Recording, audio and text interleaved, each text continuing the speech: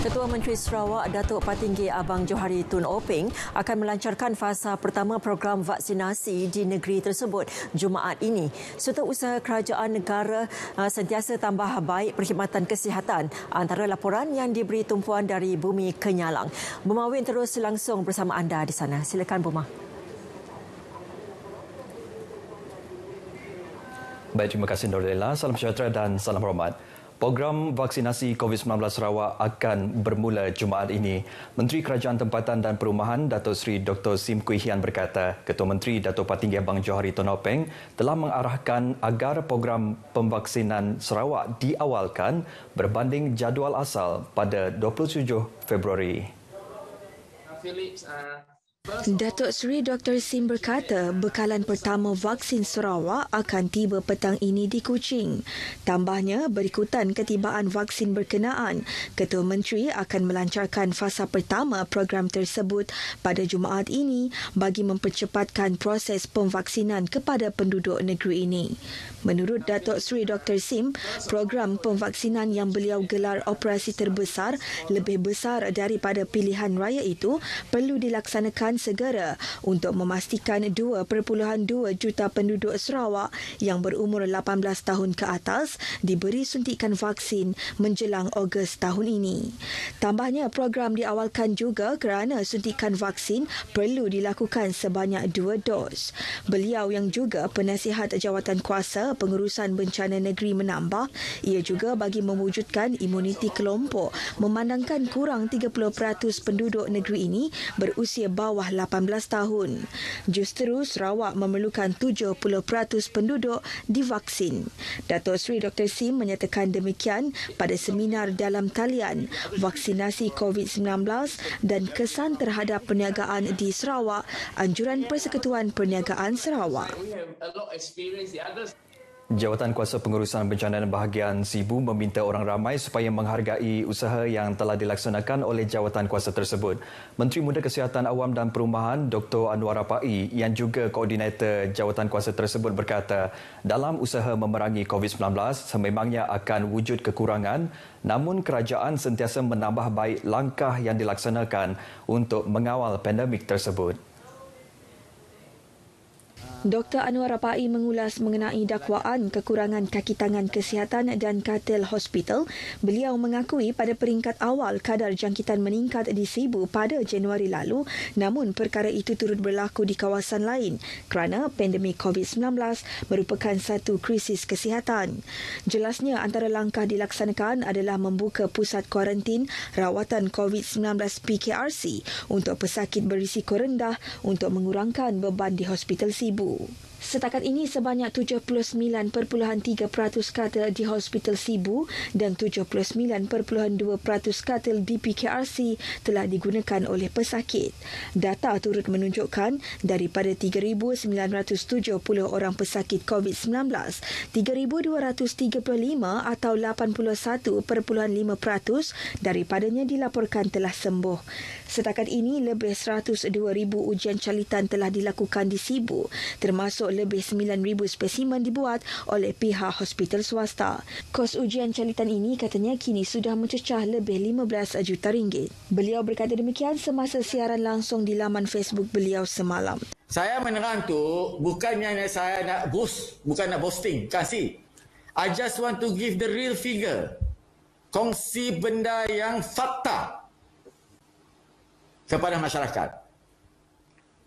Jika bisa ada twist turn, saya perlu madah itu semua. Oleh sebab terlalu banyak twist and turn, I have to explain this. Okay? Let us work together. Ada problem, come to a sit down together, how to solve this problem. We have the same enemy.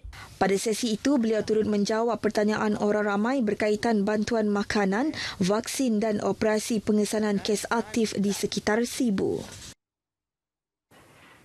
Pertubuhan Pergerakan Penyelidikan dan Pembangunan Singai Sarawak (REDIMS) menerima peruntukan RM3.6 juta daripada kerajaan negeri.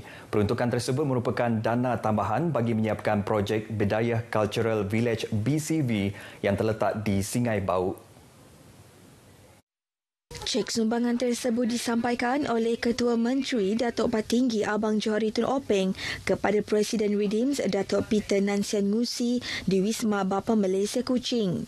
Kerajaan negeri telah memberi peruntukan keseluruhan berjumlah 5.6 juta ringgit kepada Redeems bagi menyiapkan projek berkenaan yang dijangka siap pada penghujung tahun ini.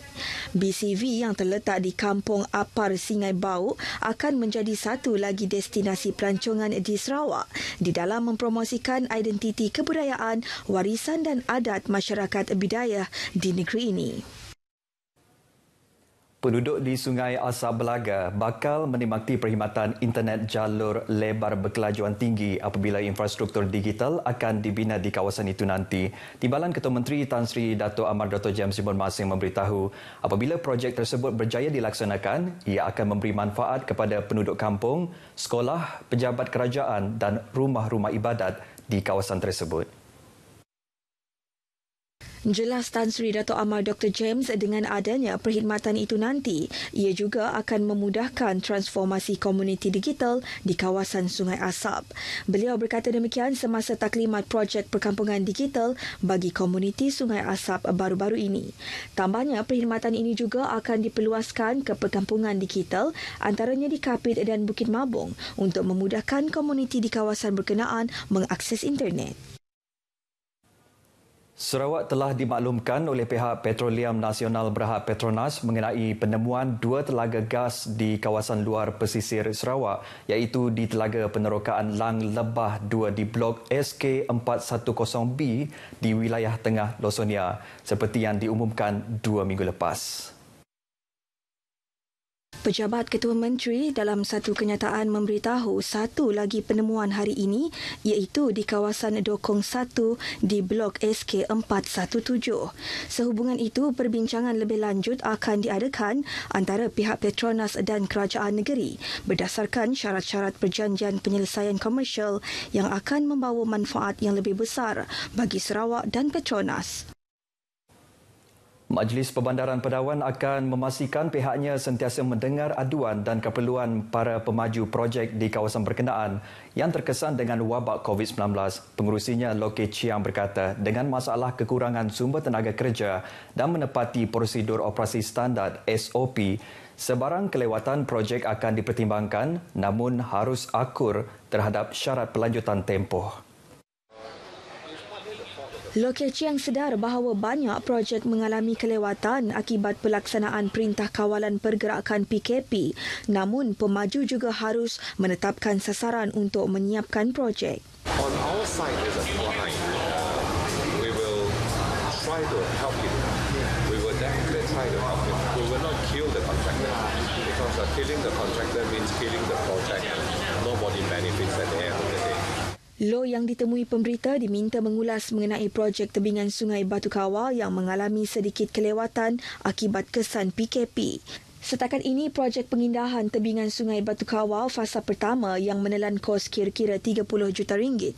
Kesemua 5 fasa itu kini mencapai 80% siap. Baik saudara, sekian berita wilayah dari Sarawak. Kita kembali bersama Nur Lela di Angkasa Puri. Silakan Lela. Baik Bu Mawin, terima kasih. Baiklah seterusnya.